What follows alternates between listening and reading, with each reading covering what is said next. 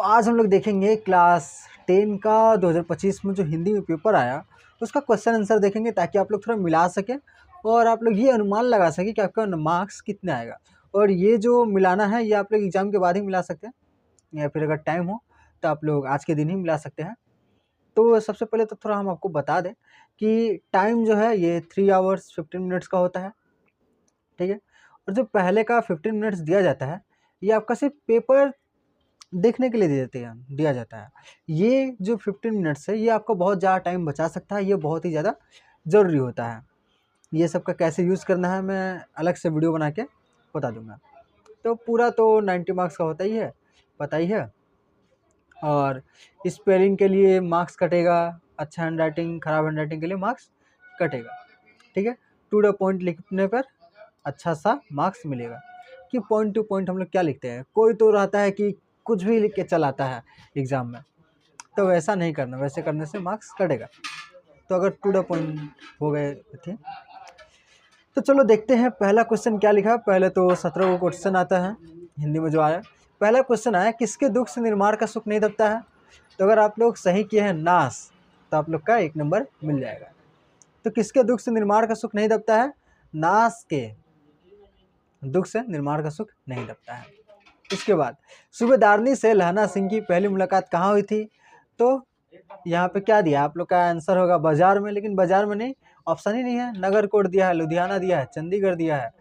कहाँ पर मिली थी, अमृतसर में मिली थी, ठीक। भंबलदा मैट्रिकुलेशन कितनी बार फेल हुए हैं। तो भंबलदा मैट्रिकुलेशन 4 बार फेल हुए थे। यहाँ पर आप लोगों ने किसी ने 3 मारा होगा, किसी ने 2 मारा होगा, तो ये तो थोड़ा डाउट होगा, लेकिन आंसर क्या है 4। बहुत जन का गलत होगा इसमें, बाकी सब तो आसान था। आकाश के राक्षस किसकी रचना है, ये थोड़ा सा डिफिकल्ट है, 50% डिफिकल्ट है। ये सब तो आसान है, 30% मुश्किल है, ये 50% डिफिकल्ट है। आकाश के राक्षस किसने लिखा, आइजैक न्यूटन, एडमंड हेली, अमरोई पेरी, इनमें से कोई नहीं। तो किसने लिखा था, अमरोई पेरी ने, ठीक है। ये 5 नंबर क्वेश्चन देखो, हेली का धूमकेतु कितने साल पर प्रकट होता है। तो हेली का धूमकेतु इसमें कोई कोई टिक कर दिया होगा 65 से 66 साल, क्योंकि ये 2062 में दिखाई देने वाला है। तो 62 याद क्या होगा, तो उसको 65 66 याद होगा। तो ये आंसर गलत हो जाएगा। सही आंसर क्या होगा, 75 से 76 साल के बाद धूमकेतु दिखा देता है। तो बहुत जोन का सही हुआ होगा वाला। ये भी आसानी क्वेश्चन में आएगा। 40% मुश्किल है, मतलब क्या आसान है, ठीक है। 40% मुश्किल है कि 60% आसान है। तो बिस्मिल्लाह खां को इनमें से कौन सा पुरस्कार नहीं मिला। तो बिस्मिल्लाह खां को, ये तो बहुत ज़्यादा ही आसान है, 20% मुश्किल है, मतलब 80% आसान है। संगीत नाटक अकादमी पुरस्कार, तो नोबेल पुरस्कार इनको नहीं मिला था, ठीक है। तो ये देखते हैं क्या है। तो आगे देखते हैं 7वां नंबर जो क्वेश्चन है, वाक्य में क्रिया का फल जिस पर पड़ता है उसे क्या कहते हैं। तो वाक्य में जिस पर क्रिया का फल पड़ता है उसको कर्म कारक कहते हैं, ठीक है। उसके बाद चंद्रमा आसमान में दमक रहा था, रेखांकित अंश का कारक बताइए। तो चंद्रमा आसमान में दमक रहा था, तो यहाँ तो चंद्रमा आसमान में, अगर आसमान में, यहाँ पर तो अंडरलाइन हमको नहीं दिख रहा है, पेपर में अंडरलाइन होगा। अगर आसमान में अगर रेखांकित है तो अधिकरण कारक होगा, क्या कि जब भी जगह बताता है तो वो कहाँ होता है, जगह का बोध होता है, तो वो अधिकरण कारक होता है, ठीक है। आसमान में किन दिनों की नियत एक जैसी है, किन दोनों की नियत एक जैसी है। तो लेखपाल और ठेकेदार की नियत एक जैसी है। ये भी बहुत आसान क्वेश्चन है, भोजन का सही हुआ होगा। वजीरा ने वैसा ही किया, इस वाक्य में कौन सा वाच्य है। तो इस वाक्य में कर्तृवाच्य है, ठीक है। किस समासिक पद के पूर्व पद एवं उत्तर पद दोनों ही प्रधान हो सकते हैं। तो ये भी बहुत आसान है, द्वंद्व समास। ये थोड़ा सा भोजन नहीं किया होगा, वजीरा ने वैसे ही किया, तो ये ग्रामर भोजन को समझ में नहीं आता है, ठीक है। इसके बाद 12 नंबर क्वेश्चन है, मेज बनाई जाती है, इस वाक्य में कौन सा वाच्य है। तो ये भी भोजन छोड़ दिया होगा। तो इस वाच्य में क्या है, कर्म वाच्य, कर्म का बोध हो रहा ना, मेज बनाई जाती है, काम। इसके बाद 13 नंबर देखो, बादल घिरे और मयूर नाचने लगे, यह किस तरह का वाक्य है। बादल घिरे और मयूर नाचने लगे, तो सरल वाक्य है नहीं, और लगा है ना, तो संयुक्त वाक्य होगा, ठीक है। कर्ण किससे मिलकर अर्जुन से युद्ध करने को तैयार नहीं था, ये बहुत ही ज़्यादा आसान है। तो कर्ण सांप से मिलकर युद्ध करने को तैयार नहीं था। भंबल दा की कमी कहाँ खलती थी? बहुत आसान है, स्पोर्ट्स के मैदान में। वाक्य में जिस शब्द से क्रिया के अलगाव का बोध होता है उसको क्या कहते हैं? अपादान कारक। ये भी आसान है। जिससे अलग होने का बोध हो उसे क्या कहते हैं? अपादान कारक। अब जिसको ये पता है उसको ये भी पता होगा अपादान कारक की विभक्ति क्या है? तो से। जैसे पेड़ से चिड़िया उड़ गई, चिड़िया क्या होगी? पेड़ से अलग हो गई ना, तो से। निम्नलिखित प्रश्नों में से किन्हीं 19 प्रश्नों को उत्तर दीजिए। फिर से 1 मार्क्स का प्रश्न है, ठीक है। तो देखते हैं। देखते नहीं, यह रेशम से करा हुआ सालू किसने किससे कहा? तो सूबेदारनी ने लहना सिंह से कहा। अगर आपने उत्तर लिखा होगा कि बचपन की सूबेदारनी ने लहना सिंह से कहा, या फिर हाँ वही उत्तर होगा। जब सूबेदारनी छोटी थी तो लहना सिंह से मिलती थी, तो लहना सिंह के एक दिन पूछने पर कि तुम्हारी कुर्माई होगी, तब सूबेदारनी ने इसका जवाब दिया कि हाँ देखते नहीं, यह रेशम से करा हुआ सालू। तो किसने किससे कहा था? थोड़ा बड़ा भी लिख दो, लिख के आए होगे तो अच्छा है, ठीक है। खाना पीने के बाद रंगैया ने क्या किया? तो खाना खाने के बाद रंगैया सोने चला गया। किस पेड़ के नीचे? अगर तुम लिखे होगे सोने चला गया, अगर लिखे हो तो सही है उत्तर। लेकिन अगर किस पेड़ के नीचे सोया था वो भी लिखे होगे तो ज़्यादा आंसर मिलेगा। पीपल के पेड़ के नीचे सोया था, ठीक है। तो ज़्यादा माने ज़्यादा तुमको एग्जामिनर वैल्यू देगा कि तुमको बहुत कुछ याद है। सफिया को लाहौर और अमृतसर में अंतर क्यों नहीं प्रतीत हुआ? तो इसका भी आंसर आसान है। सफिया को, क्योंकि लाहौर और अमृतसर के जो पहनावे हैं एक जैसे हैं, वहाँ के जो लोग देखने, जो शकल सूरत है क्या करते हैं? मैच करती है। और वहाँ की जो गालियाँ हैं, गालियाँ भी दोनों जगह की सेम है, इसीलिए सफिया को लाहौर और अमृतसर में अंतर नहीं प्रतीत हुआ। कर्ण की मानवतावादी दृष्टिकोण क्या है? तो कर्ण की मानवतावादी दृष्टिकोण, वह मानव है, वह मानव मानव से युद्ध कर रहा है, वह मानव के युद्ध में किसी सांप को नहीं लाएगा। ये थोड़ा सा हार्ड क्वेश्चन है, ठीक है। ये 70% हार्ड है। कर्ण की मानवतावादी दृष्टिकोण, तो वही अगर लिख दोगे तो मार्क्स मिल जाएगा। अगर ये सब हार्ड क्वेश्चन का अगर तुम आंसर लिखते हो तो तब भी एग्जामिनर क्या करता है? तुमको मार्क्स बढ़ा कर देता है, क्योंकि हार्ड क्वेश्चन, ये सब जो क्वेश्चन है बाकी सब छोड़ देते हैं। अगर आप लोग उसके आंसर करोगे तो आप लोग को थोड़ा अच्छा मार्क्स मिलेगा, ठीक है। तो बाकियों की तुलना में विविध भारती क्या है? ये 50-60% मुश्किल है। विविध भारती क्या है? तो एक रेडियो चैनल है जो कि नौरंगिया सुना करती थी, ठीक है। आकाशवाणी का एक चैनल था, आकाशवाणी। तो रामदास ने सड़क पर अकेले चलते समय क्या सोचा?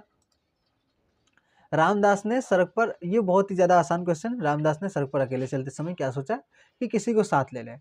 आसान क्वेश्चन को चुनना बहुत ज़्यादा अच्छा रहेगा, कहीं कि उसमें गलती होने का चांस कम है।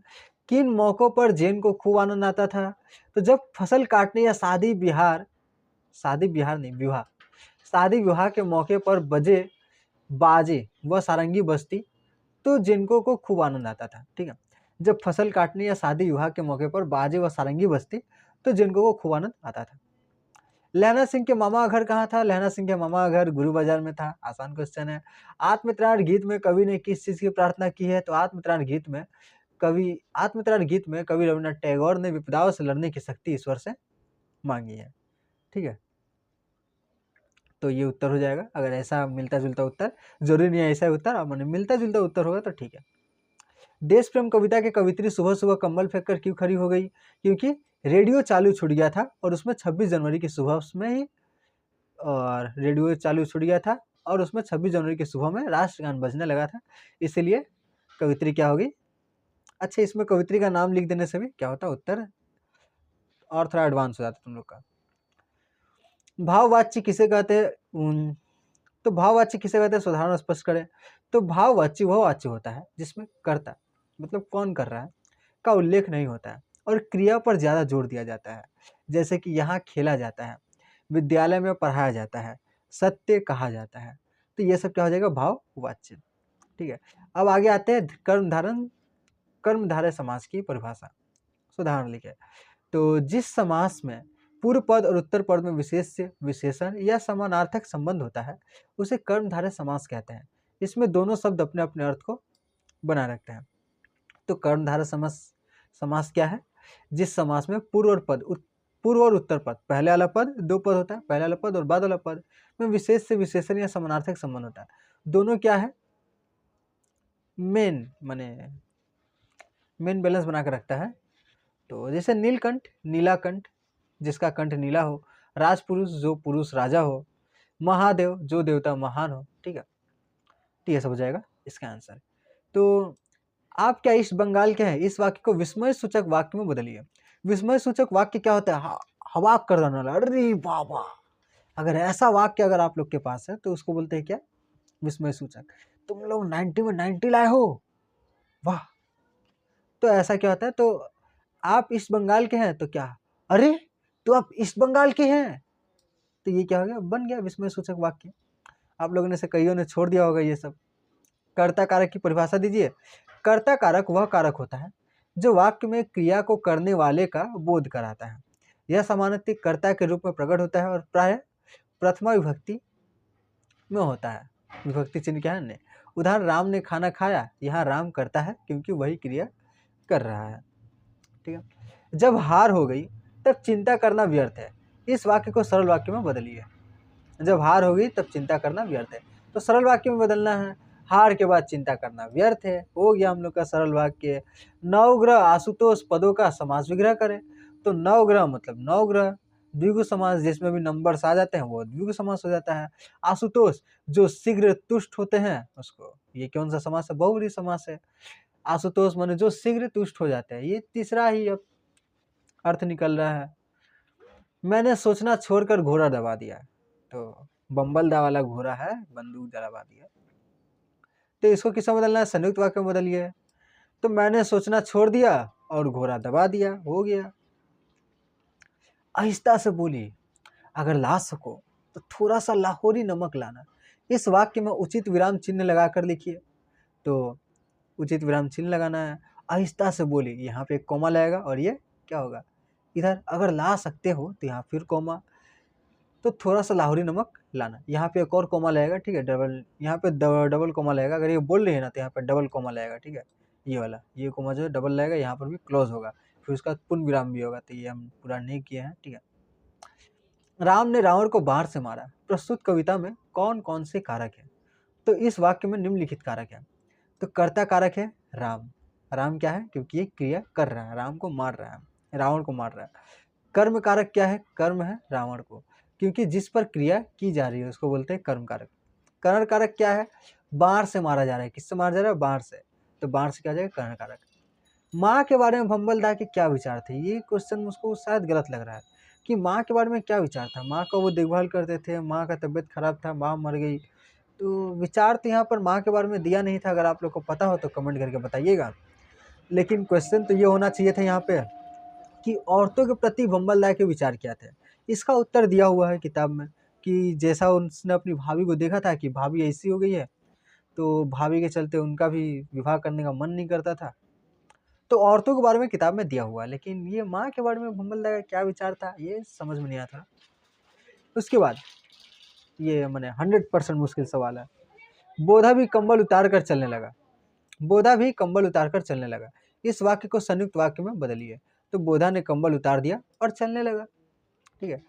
क्या मरने मारने की बात लगाई है? रेखांकित अंश का समास विग्रह करें। तो यहाँ मरने और मारने में रेखांकित अंश है, ठीक है, तो मरने मारने को क्या आ जाएगा? द्वंद्व समास, मरना और मारना। बूढ़े से चला नहीं जाता, इस वाक्य को कत्रवाच्य में बदलिए। बूढ़ा चल नहीं सकता, ठीक है। प्रत्येक खंड में से एक एक प्रश्न का उत्तर दीजिए, प्रत्येक का उत्तर अधिक 60 शब्दों में। तो तुम लोग को पता ही है, तुम लोग तो कर क्या हो। खंड का, जन्म से पार्थ का शत्रु परम, तेरा बहुविधित कामी हूँ। यहाँ कौन किसको संबोधित कर रहा है? तो यहाँ ये जो कौन किसको संबंधित कर रहा है? तो अरे जन्म से पार्थ का शत्रु, कौन किसको कह रहा है? तो अरे ये अश्वसेन, अश्वसेन किसको बोल रहा है? तो अश्वसेन बोल रहा है इसको, कर्ण को। प्रस्तुत अंश का आशय स्पष्ट कीजिए। तो ये तो लिखना बहुत आसान था कि जन्म से पार्थ का शत्रु परम, तेरा बहुविधित कामी हूँ। जो अश्वसेन था वो नागलोक का राजा था, और जो अर्जुन था उन्हें इसको छोटा करके लिखना था, पूरा कहानी नहीं लिखना है। जो अर्जुन, अश्वसेन अर्जुन का बहुत बड़ा शत्रु है, ठीक है, अर्जुन को बहुत बड़ा दुश्मन मानता है, तो वो दुश्मन का दुश्मन दोस्त होता है, यही वो उससे कह रहा था। तो बहुत आसान है इसको लिखना, ठीक है। तो ये लिखना आसान होता है, दोनों ही क्वेश्चन आसान है इसमें का, खंड का। ताकत पर से लोहा लेती, अपने बूते करती खेती। यहाँ किस विशेषता की ओर संकेतित किया जा रहा है? तो यहाँ पर नौरंगिया के साहस पर, साहस की विशेषता, साहस पर उसका क्या कहा जा रहा है? संकेतित किया जा रहा है। प्रस्तुत अंश का आशय स्पर्श कीजिए। तो लेख, नौरंगिया का पति निखट्टू है, नालायक है, दिन भर पड़ा रहता है, कुछ काम दाम नहीं करता, ताकि ये सारा काम अपने ही खुद से ही करती है। जो लिखा ना, अपने बूते करती खेती, सारा काम खुद से ही करती है और किसी से नहीं डरती है। ठीक है, ये सब लिख देना था। 2 मार्क्स का था, ज़्यादा नहीं। 20 से 30 शब्द लिखने से, यहाँ पर लिखा ना 60 शब्द, तो ये 4 लाइन लिख देने से हो जाता है बस। उतना भी जरूरी नहीं उतना लिखना, अनाधिक, ज़्यादा से ज़्यादा उतना लिखना पड़ता है। भैया मुझे कुछ ऊंचा कर ले, अपने पट्टे पर मेरा सिर रख ले। यह किसका कथन है? इस कथन का प्रसंग स्पष्ट करते। इसमें से भी दो में से एक लिखना है। भैया मुझे कुछ ऊंचा कर ले, अपने पट्टे पर मेरा सिर रख ले। तो शायद ये लहना सिंह का कथन है। लहना सिंह लास्ट में मरने टाइम बोल रहा है कि अपने पट्टे पर मेरा सिर रख लो, काहे कि उसको जो वजीरा सिंह था, तो वजीरा सिंह उसको लगता है कि उसका भाई है किरत। तो यही हो जाएगा प्रसंग, कहाँ कहाँ से लिया गया है। इस क्वेश्चन का प्रसंग स्पष्ट करने वाला प्रसंग। तो प्रसंग मैंने थोड़ा आगे पीछे का बात बताना है, लाइक कवि कौन है वो सब भी बता देना है, कवि कौन है और ये पात्र कौन है। यह कथन किसका है? तो लहना सिंह का है, शायद लहना सिंह का है। हमको कन्फ्यूजन है, अगर तुम लोग को सही सही पता है तो तुम लोग बता देना। ठीक है। उन आंखों में सदैव एक ख्वाब अंगड़ाई लेता था। यहाँ पर किसकी आंखों की बात की जा रही है? सबको पता है, और इसके रचनाकार का नाम लिखना है। ठीक है, क्या नाम था? हेनरी सैंकिविच, ऐसा ही कुछ नाम था, तो तुम लोग को याद होगा। किसकी आंखों में कौन सा ख्वाब अंगड़ाई लेता था? तो पता ही है किसकी आंखों में, नन्हा संगीतकार की आंखों में, जिनको की आंखों में संगीत का ख्वाब अंगड़ाई लेता था। ठीक है, प्रत्येक खंड से एक एक प्रश्न का उत्तर दीजिए। प्रत्येक का उत्तर अनाधिक 150 शब्दों में 200 मैंने 1 पेज 1.5 पेज लिखना पड़ता है। 150 से 200 शब्दों के बीच में लिखना, मैंने 1.5 पेज लिखना है। ठीक, अगर आप लोग का तो बहुत बड़ा कॉपी होता है तो उसमें 1 पेज लिखने से काम चल जाएगा। तो ये एक खंड का नीर का निर्माण फिर कविता के आधार पर स्पष्ट कीजिए कि मनुष्य को प्रकृति से किस तरह की शिक्षा ग्रहण करनी चाहिए। तो प्रकृति से कौन सी शिक्षा ग्रहण करनी चाहिए, खंड का में से कोई एक ही देना है। तो और दूसरा क्वेश्चन क्या है? कवि रविन्द्रनाथ ठाकुर किससे और क्या प्रार्थना करें? दोनों ही प्रश्न बहुत ही ज़्यादा आसान है। नीर का निर्माण फिर कविता के आधार पर स्पष्ट कीजिए कि मनुष्य से को प्रकृति से किस तरह की शिक्षा लेनी चाहिए। तो तूफान आया, जैसे अब लिख देना, उसका सारांश भी लिख देना, उसके बाद समझ के लिख देना है कि जब तूफान आया था, तूफान में सब तहस महस हो गया। वैसा हमारी ज़िंदगी में भी हो जाता है, तहस महस हो जाता है, लेकिन हमें चिड़िया की जैसा उड़ना है, फिर से तिनका लेके जाना है, अपना घोंसला बनाना है, फिर से पुनः निर्माण करना है अपनी ज़िंदगी का, निराश होकर नहीं बैठ जाना है। तो यही सब हो जाएगा। ठीक है, कवि रविन्द्रनाथ ठाकुर किससे और क्या प्रार्थना करे? तो ईश्वर से प्रार्थना करे कि भगवान जी हमें विपदाओं से लड़ने की शक्ति दो। तो ये जो कवि रविन्द्रनाथ ठाकुर है, ये क्या प्रार्थना करे, ये थोड़ा लिखना थोड़ा कम शब्दों में ही हो पाएगा। अगर ज़्यादा शब्दों में लिखना है तो नीर का निर्माण फिर में लिखे हो तो ये ज़्यादा बढ़िया है। ठीक है, इसमें क्या होगा, उत्तर ज़्यादा तुम लोग लिख पाओगे। इसमें ज़्यादा उत्तर क्या लिखोगे? बार बार भगवान जी हमें विपदाओं से लड़ने की शक्ति दो, शक्ति दो, शक्ति दो, शक्ति दो, शक्ति दो करते करते हम लोग को लिखना होगा 150 से 200 शब्द। बार बार तो वही बोल रहे हैं रविन्द्रनाथ टैगोर अपना कविता में। इसके बाद देखो खंड का, इसमें क्या होता है, बहुत ज़्यादा इसमें कविता में ज़्यादा शब्द कैसे लिखिए मुश्किल हो जाता है, और कहानी में कम शब्दों में कैसे लिखिए ये थोड़ा मुश्किल हो जाता है। जैसे चप्पल कहानी की मार्मिकता पर अपने विचार रखिए, तो वही कहानी को सारांश लिख देना था, और उसमें थोड़ा सा मार्मिकता वाला चीज़ को थोड़ा ज़्यादा दिखाना था कि जब वो मर रहा है, जब रंगैया मर रहा है तो उसको थोड़ा ज़्यादा बढ़िया से दिखाना है कि वह अपनी जान की परवाह नहीं करता हुआ चला गया मास्टर साहब के चप्पलों को बचाने, और जब वो गया तो कई देर तक बाहर ना आ सका। सबसे पहले जो आग बुझाने वाला आया दमकल, तो सबसे पहले रंगैया के घर की आग बुझाई गई, और जब लोगों ने अंदर जाकर देखा तो रंगैया उल्टा लेटा हुआ था, उसके पीछे सब कुछ जल गया था, पर मास्टर साहब का चप्पल वो सीने से लगाए हुआ उनके चप्पल को सुरक्षित रखा था। तो थोड़ा मार्मिकता पर थोड़ा ज़्यादा ध्यान देना है कि जिससे पढ़कर मर्म का पता चले। ठीक, धावक कहानी में समाज की किन किन समस्याओं की ओर लेखक ने इशारा किया है? इसका उत्तर नहीं ना लिखा हो, इसका उत्तर लिख क्या होगे तो ये थोड़ा ज़्यादा मुश्किल है। आप लोग को पहचानना पड़ता है, वो जो सामने 15 मिनट दिया होता है ना, उसमें आपको पहचानना होता है कौन कौन सा आंसर करना है, कौन कौन सा नहीं करना है। वो 15 मिनट बहुत ज़्यादा इंपॉर्टेंट होता है।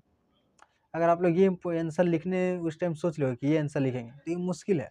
ठीक है, ये तुम लोग के कुछ बच्चे ही कर पाएंगे, ऐसा नहीं है कि सभी कोई नहीं कर पाएगा, कुछ बच्चे कर लेंगे जो ज़्यादा इंटेलिजेंट होते हैं। समाज की समस्याओं तुम लोग के लिए थोड़ा एक अलग टॉपिक हो जाता है, तुम लोग से हाई लेवल का टॉपिक है समाज की समस्या की ओर लेखक ने इशारा किया है।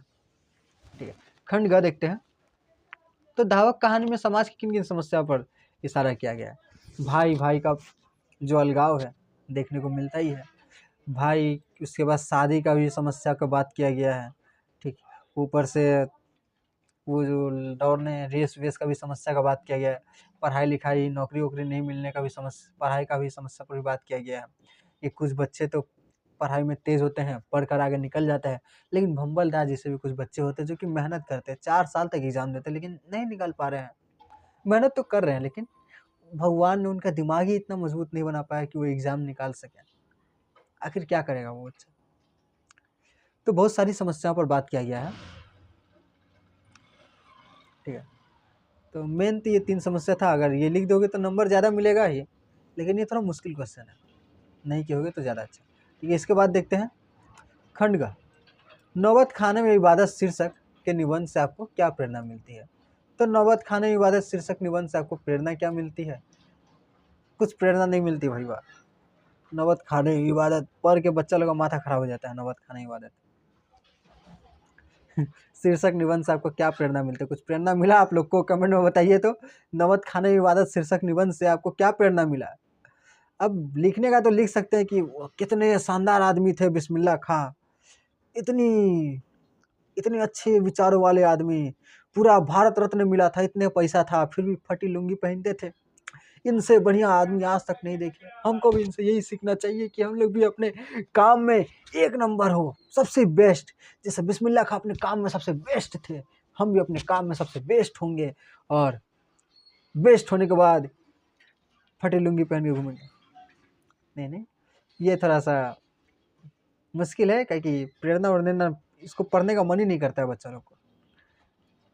ठीक है, तो दूसरा क्वेश्चन जो लिखा होगा वो थोड़ा ज़्यादा स्मार्ट होगा। ठीक है, धूमकेतुओं का अध्ययन करते हुए हेली किस नतीजे तक पहुँचे। तो धूमकेतु का अध्ययन करते हुए हेली किस नतीजे तक पहुँचे। यह आसान था कि ये नुकसान नहीं पहुँचाएगा, ये हम लोग को मारेंगे नहीं, और ये 75 साल में बार बार आएगा। ये भी क्या है, सूरज का है, जैसे सौर परिवार है वैसे ही सूरज का हिस्सा है। तो ज्योग्राफी में तो हम लोग पढ़े ही है, वही लिख देना है, आराम से हो जाएगा इसका 150 शब्द। नमक से, इसके बाद खंड घम में नमक से रक्त बनता है, रक्त से नमक नहीं, इस कथन की सत्यता उद्घाटित कीजिए। ये कहाँ से दिया है, नमक से रक्त बनता है, रक्त से नमक नहीं। हाँ, पन्ना अध्याय दीपदान का ही होगा। ठीक है, रक्त से नमक बनता है, नमक से रक्त बनता है, रक्त से नमक नहीं। अच्छा, तो ये तुमको बुझा नहीं रहा है कहाँ से दिया है। तो दो ही को तो था, एगो दीपदान था और एगो वो जांच अभी जारी है। तो जांच अभी जारी है या फिर दीपदान में से कोई एक ठो में से है। ठीक है, तो ये हमको नहीं पता है। नमक से रक्त बनता है, रक्त से नमक नहीं, इस कथन की सत्यता उद्घाटित कीजिए। लिखने का तो लिख सकते हैं लेकिन हमको समझ में नहीं आ रहा है। नमक से रक्त बनता है, रक्त से नमक नहीं छोड़ा। इसके बाद क्वेश्चन देखो, दीपदान एकांकी के आधार पर पन्नाधाय का चरित्र चित्र। बहुत ही आसान है। पन्नाधाय क्या थी, बहुत ही साहसी थी और बहुत साहसी थी और चतुर थी, चतुराई निकाला और बलिदान शक्ति सहनशीलता। पन्नाधाय के बारे में क्या क्या कहा जाए। ठीक है, थोड़ी कठोर भी थी कि बच्चे को जाने नहीं दे रही है नाच देखने खातिर, कठोर भी है। तो ये सब हो जाता है, ये तो बड़ा आसान है। पन्नाधाय का चरित्र आसान है। ठीक है, तो इसके बाद देखते हैं निम्नलिखित में से किन्हीं दो प्रश्नों को उत्तर दीजिए। तीसरी कसम कहानी के शीर्षक के औचित्य पर विचार कीजिए। बड़ा तीसरी कसम तो लिखना ही चाहिए, इतना आसान छोड़ना नहीं चाहिए। तीसरी कसम कहानी के शीर्षक के औचित्य पर विचार करना, लेकिन तीसरी कसम कहानी के शीर्षक का औचित्य लिखने जाएंगे तो 150 शब्द कम पड़ जाएगा, और ज़्यादा लिखना पड़ जाएगा। भैरव पांडे का अगर चरित्र चित्रण करने जाएंगे तो हम लोग को पॉइंट वाइज आंसर भी बनेगा और आंसर भी छोटा होगा। तो जो भैरव पांडे का चरित्र चित्रण करके आए हैं उनका थोड़ा ज़्यादा अच्छा रहेगा, ठीक है, क्योंकि इसमें लिखना कम पड़ता है और मार्क्स अच्छे मिलते हैं। पॉइंट बना के लिख दिए तो मिल जाता है मार्क्स, ठीक है। जांच अभी जारी है, कहानी में उठाए गए समस्या पर विचार कीजिए। अच्छा, जांच अभी जारी है, उठाए गए समस्या पर विचार कीजिए, विचार नहीं करना आप लोग को। ये दो कर लिए होंगे। तो तीसरी कसम कहानी के शीर्षक और औचित्य पर विचार करें, भैरव पांडे के चारित्रिक विशेषताओं को स्पष्ट कीजिए। जांच अभी जारी है, कहानी में उठाए गए समस्या पर विचार तुम लोग को करने का काम नहीं है, हम लोग करेंगे। उसमें क्या समस्या है, तो उसमें समस्या दिया गया लड़की जब काम करने जाती है तो उसके साथ क्या क्या समस्या आती है, मर्द लोग कैसा व्यवहार करते हैं, तो छोड़ो उसको। निम्नलिखित में से किसी एक विषय पर निबंध लिखिए। तो हम बताते हैं कौन सा निबंध में ज़्यादा मार्क्स मिलता है तुम लोग को। वर्तमान भारत की समस्या है, अगर आपने ये, अच्छा कौन कौन सा है वर्तमान भारत की समस्या है, जीवन में स्वच्छता का महत्व, शिक्षा में खेल और योगाभ्यास, विज्ञान वरदान या अभिशाप। विज्ञान वरदान या अभिशाप पढ़ के एग्जामिनर लोग पक चुका है, ठीक।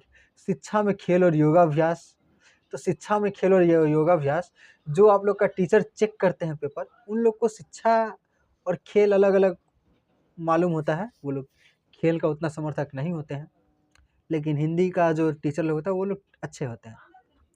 लेकिन ये भी उतना मार्क्स आपको नहीं देगा जितना आपको चाहिए, और उतना वर्ड आप लोग लिख भी नहीं पाएंगे इसमें। जीवन में स्वच्छता का महत्व, ये भी लिखना एक अच्छा काम हो सकता है, ठीक है। लेकिन बेस्ट टॉपिक आपका यही है, वर्तमान भारत की समस्या है, अभी जो भारत है उसकी क्या क्या समस्या है। तो लेकिन ये जो टॉपिक है ये भी तुम्हारा काम नहीं है, इतना तुम लोग सोच पाओ, उतना बुद्धि अभी डेवलप नहीं हुआ है तुम लोग का। अगर ये लिखे होगे, अच्छा से लिखे होगे, तो तुम लोग को मार्क्स अच्छा खासा मिलने वाला है, ठीक है। 10 में 8-9 लाना बहुत बड़ा बात होता है, ठीक है। बहुत अच्छा से लिखोगे तो 10 में 10 भी मिल जाएगा, ये सब लिखोगे तो 10 में 10 नहीं देगा एग्जामिनर, ठीक है। तो यही है वर्तमान भारत की समस्या, यहाँ पर हम लिख दिए हैं। तो जो जो करने पाए हम लिख दिए हैं, जो नहीं करने पाए वो नहीं लिखे हैं। तो यहाँ पर लिखा हुआ है निबंध, चारों का लिखा हुआ है। इसके बाद हम लोग आते हैं हिंदी अनुवाद करने पे। आप लोग मिलाइए कि आप लोग सही हिंदी अनुवाद किए हैं कि नहीं। Fashion gives a general idea of what the person is thinking of and reflect his personality as well. Fashion यह सामान्य रूप से दर्शाता है कि व्यक्ति क्या सोच रहा है, और यह उसके व्यक्तित्व को भी प्रतिबिंबित करता है। वो कैसे कपड़े पहनता है उससे क्या होता है, उसका जो विचार है वो भी झलकता है।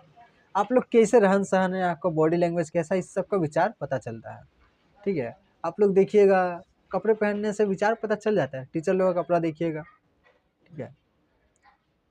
और अपने पारा इलाका में जो गांजा पीता है उसका कपड़ा देखिएगा, देख के भी पता चल जाता है कि हाँ ये गजेरी है, नशेरी है।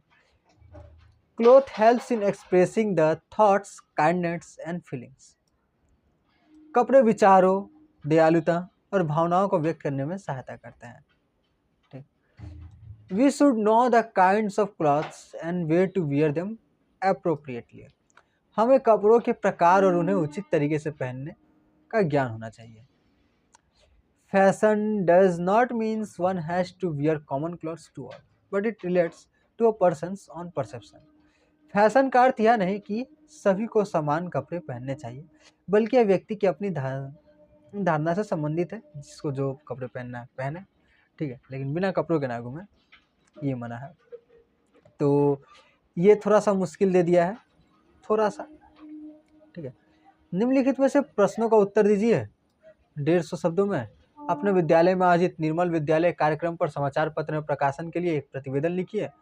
और मोबाइल गेम के बच्चों पर प्रभाव विषय पर दो मित्रों के बीच वार्तालाप। तो हमको उम्मीद है कि आप लोग वार्तालाप किए होंगे, ठीक है। तो लिखा हुआ है दोनों भी यहाँ पर, निर्मल विद्यालय। तो हमको जो पता है कि आप लोग ये वाला किए होंगे। वार्तालाप करना बहुत ज़्यादा आसान है। मोबाइल गेम या बच्चों पर प्रभाव, मोबाइल गेम का बच्चों पर प्रभाव, दो मित्रों के बीच वार्तालाप। बहुत ज़्यादा बढ़ गया ये समस्या मोबाइल गेम। तो रवि कहता है, अरे मोहन, क्या तुमने देखा आजकल बच्चे पढ़ाई से ज़्यादा मोबाइल गेम में रुचि ले रहे हैं। जो बच्चा ये लिख रहा है वही मोबाइल गेम में रुचि ज़्यादा लिया है। तो मोहन बोला, हाँ रवि, मोबाइल गेम बच्चों के मानसिक और शारीरिक विकास पर बुरा असर डाल रहे हैं। वे आउटडोर खेलों से दूर होते जा रहे हैं। तो बहुत दिमाग पर और शरीर पर बहुत ज़्यादा उसका खराब प्रभाव पड़ता है। बैठ के फ्री फायर खेल रहे हैं, मार रहे हैं, मार मार मार, लेकिन शरीर क्या हो रहा है, एक जगह बैठे बैठे खेल रहे हैं, मार रहे हैं, तो शरीर क्या होता है, कमज़ोर हो गया है। ठीक, एकदम लेजिया गए हैं, काम वाम करने का मन नहीं करता वो लोग। नहीं, अपना बात नहीं कर रहे हैं, ठीक है रवि। तो हम नहीं खेलते हैं गेम वेम, ठीक है। तो रवि सही कहा, इससे उनकी आंखों पर भी बुरा प्रभाव पड़ता है और वे पढ़ाई पर ध्यान नहीं देते हैं। तो रवि क्या बोल रहे हैं, आंखों पर भी बुरा प्रभाव पड़ता है, वो पढ़ाई पर भी ध्यान नहीं दे पाता। पढ़ाई पर ध्यान कैसे नहीं दे पाता, उसको मजा का आदत हो गया, एकदम सेकंड सेकंड पे उसको डोपामिन मिल रहा है, एकदम मार मार मार। लेकिन पढ़ाई करने जाओ तो पढ़ाई में डोपामिन नहीं मिल रहा। अब डोपामिन नहीं मिलेगा तो मजा कैसे आएगा। डोपामिन का आदत तो उसमें लगा चुका है। डोपामिन उधर मिल रहा है, डोपामिन इधर नहीं मिल रहा है, तो बस बात खत्म, नहीं करेंगे पढ़ाई लिखाई। मोहन, बिल्कुल, कुछ गेम तो हिंसक होते हैं जिससे बच्चों के व्यवहार पर भी गलत प्रभाव पड़ता है। अरे ये तो याद दिला दिया, कौन सा गेम का याद दिला दिया, तो ब्लू व्हेल, खतरनाक गेम था, एकदम डर का माहौल था। आज से 4-5 साल पहले ब्लू व्हेल नाम का एक गेम आया था, शायद आप लोग सुने होंगे, कि वो गेम डाउनलोड होने के बाद वो फ़ोन से डिलीट ही नहीं होता था। और वो ऐसे ऐसे टास्क देता था कि अंत में बच्चा को बोलता था, जाके छत से कूद जाओ, और बच्चा कूद जाता था। बोलता था, ब्लेड लो, हाथ काटो, फोटो भेजो उसका, बच्चा काट लेता था। तो बड़ा बुरा तरह से ब्रेन वॉश करता था। बड़ा खतरनाक गेम था। कुछ गेम तो हिंसक होते हैं और कुछ गेम्स का तो बड़े मारधार होता है, मार जम्बिस को मार, जम्बिस को मार। तो मार धार वाला गेम भी बच्चों के लिए खराब है, नहीं खेलना चाहिए बच्चों को। मार धार वाला वेब सीरीज भी खराब है, ठीक है। तो तुम लोग तो नहीं देखोगे वेब सीरीज, ठीक, बहुत कम लोग देखोगे। जैसे एक मार धार वाला बहुत फेमस है, मिर्जापुर, बहुत मार धार है उसमें, बहुत एकदम बंदूक से माथा उड़ा देता है। तो ये सब बच्चों को नहीं देखना चाहिए, बड़ों को भी नहीं देखना चाहिए, बनाना नहीं चाहिए ऐसा, ठीक है। हाँ, बच्चों को मोबाइल गेम के नकारात्मक प्रभावों के बारे में समझाना चाहिए और उन्हें शारीरिक खेलों के प्रति प्रेरित करना चाहिए। हाँ, बच्चों को मोबाइल गेम के नकारात्मक प्रभाव के बारे में समझाना चाहिए। हाँ, बच्चे जैसे समझ जाएंगे, हाँ बाबू बोले गेम मत खेलो, गेम मत खेलो, ज्ञान मत दीजिए आप जो अपना काम करिए, बच्चा लोग इधर ज़्यादा। मोहन बोलता है, हाँ माता पिता को भी इस पर ध्यान देना चाहिए ताकि बच्चे संतुलित रूप से मोबाइल का उपयोग कर सके। तो ऐसा ही था, अगर आप लोग ऐसे लिखे होंगे तो आप लोग को मिल जाएगा अच्छा खासा मार्क्स, ठीक है। तो अब सुनो कि जो बेंडल के आसपास रहते हैं, मैं कराने वाला हूँ पर्सनालिटी डेवलपमेंट कोर्स। 1 मार्च 2025 तुम लोग का एग्जाम खत्म हो जाएगा, 3 महीने आप लोग बैठे नहीं रहोगे। इंग्लिश स्पीकिंग कोर्स आएगा और ये पर्सनालिटी डेवलपमेंट कोर्स आएगा। आप लोग को वो कोर्स करना पड़ेगा, ऐसा जरूरी थोड़ी है। लेकिन आप लोग बैठे बैठे क्या करोगे, करना है कुछ काम, शुरू करो पर्सनालिटी डेवलपमेंट लेके, प्रभु का नाम, राम और कृष्ण जी का नाम लेके पर्सनालिटी डेवलपमेंट कोर्स करना है। तो ये राम और तुम लोग के दिमाग में आ रहा हो कि राम और कृष्ण का फोटो कहाँ लगा कर रखे हैं। तो दुनिया का जो सबसे बड़ा पर्सनालिटी हुए है वो यही दोनों है। इनकी पर्सनालिटी के जैसा और दूसरा कोई पर्सनालिटी आज तक हुआ नहीं है। कृष्ण जी की पर्सनालिटी एकदम अलग ही है और राम जी की पर्सनालिटी। और इन दोनों में महान पर्सनालिटी अगर पूछा जाएगा तो सबसे महान पर्सनालिटी है राम जी का, ठीक है। तुम लोग इनकी कहानियों से, इनके कार्यों से सीखेंगे पर्सनालिटी डेवलपमेंट। इसलिए इन दोनों का फोटो लगाए हैं हम, कि इन दोनों की कहानियों से ही हम क्या करेंगे, पर्सनालिटी डेवलपमेंट का कोर्स करेंगे। माने बहुत कुछ सिखाएंगे, ऐसा नहीं है कि इन दोनों के बारे में बताएंगे, बहुत कुछ है, ठीक है। ये जो अच्छा, इसकी वीडियो ऑनलाइन भी आएगी। और जो बंडल के आसपास रहते हैं वो 1 मार्च को जो इंट्रोडक्शन क्लास है वो उसमें सब आ सकते हैं। इंट्रोडक्शन क्लास फ्री है, आप लोग डेमो क्लास भी कर सकते हैं 2-3 दिन, ठीक है। और उसके बाद अगर आपको अच्छा लगता है तो आप लोग कोर्स करिएगा, वरना टाटा बाय बाय, ठीक है। तो ज़रूर आइएगा, देखिएगा। और ये ऑनलाइन भी होगा तो आप लोग ऑनलाइन भी चेक करके आ सकते हैं कि क्या सिखाया जा रहा है, ठीक है।